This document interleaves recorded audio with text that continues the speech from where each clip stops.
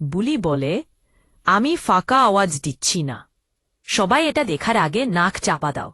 অঙ্কিত ফুলের পাপুড়িটা নিয়ে পরীক্ষা করে দেখতে পারে এটা সত্যিই বিষফুলের পাপুড়ি।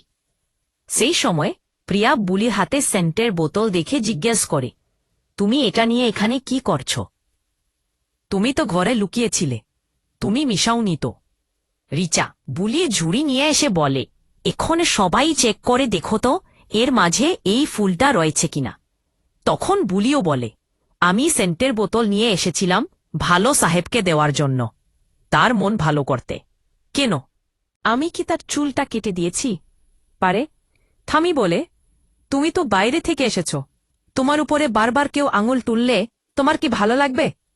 তখন বুলিও বলে, সবাই আমার উপরে আঙুল তুলেছে, বিষফুলটা কোথা থেকে এসেছে সেটা কেউ দেখছে না। রিচা প্রান্তিককে ফোন করে জিজ্ঞেস করে, কথার সবচেয়ে বড় দুর্বলতা কি ছিল? পারে। স্ট্রং। প্রান্তিক বলে, কথা গ্রামের মেয়ে হলেও সে সাঁতার কাটতে জানত না। পারে।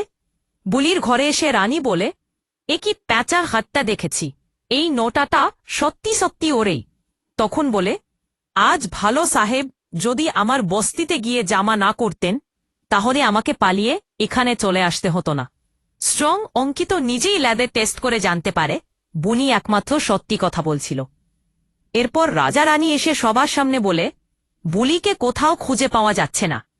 তারপর থামি বলে, বারবার অপমানিত হয়ে এবার হয়তো সত্যি চলে গেছে। পাবলি কিন্তু পগ্নি ভাবছে, ও এত ফুল সম্পর্কে কিভাবে জানে সেটা আমাকে জানতে হবে। এরপর বুলি যখন আপন মনে রাস্তা দিয়ে হাঁটছিল সেই সময় রিজা তাকে ফলো করে।